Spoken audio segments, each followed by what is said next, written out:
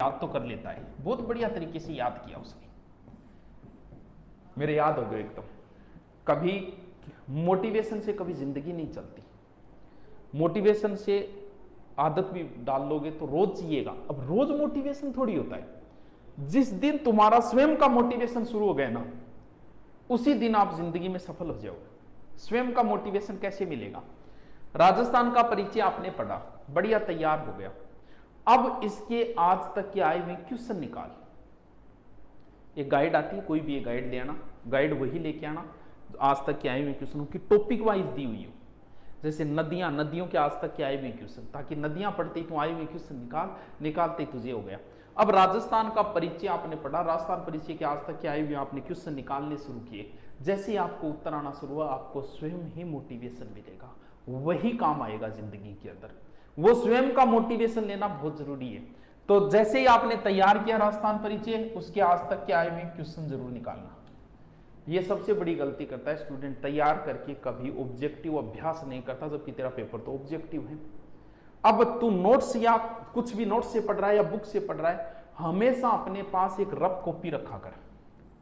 Rough copy के अंदर दो तरीके हैं, साथ में पेन चलते रहना चाहिए ताकि वही रिपीट होता रहे। ये प्रयोग हमेशा ही करते रहना, सो के नहीं पढ़ा जाता, सो के रिपीट किया जाता है।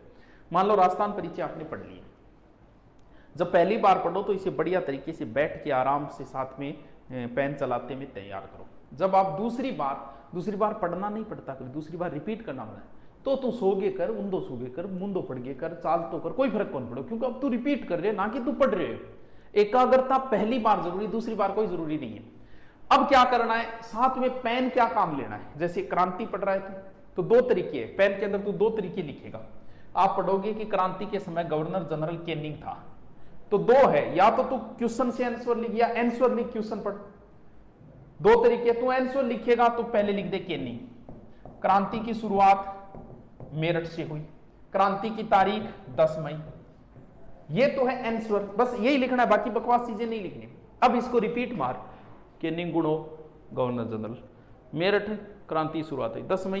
अब 10 मई तू भूल गयो, वापस जाके देख 10 मई की। या फिर क्वेश्चन लिख, यानी ऐसे लिख, क्रांति के समय गवर्नर जनरल कैनिंग था, सिर्फ गवर्नर जनरल लिख दे। क्रांति की शुरुआत मेरठ से हुई, सिर्फ शुरुआत लिख दे। क्रांति की तारीख 10 मई थी, सिर्फ तारीख लिख। अब रिपीट मार, ये हो गया क्वेश्चन आंसर। दो तरीके, दोनों में तो कोई यूज कर सकता है, या तो आंसर लिख क्वेश्चन पता लगा, या क्वेश्चन लिख आंसर पता लगा। गवर्नर गुणो शुरुआत गठू हुई, तारीख की, कोई चीज भूलियो बात देख ली। ये होता है रिपीट करने का तरीका। रिपीट आप कैसे कर सकते हो, कहीं कर सकते हो। हमेशा सिलेबस अपने सामने लगा के रखना कि ये टॉपिक मेरा हो गया, ये टॉपिक मेरा हो गया, ये टॉपिक मेरा हो गया। ज्योग्राफी हिस्ट्री का पोर्शन बनाएं, टॉपिक वाइज पढ़े, आराम से याद हो जाएगा। जल्दबाजी मत करना, बहुत टाइम है तुम्हारे पास, बहुत टाइम है।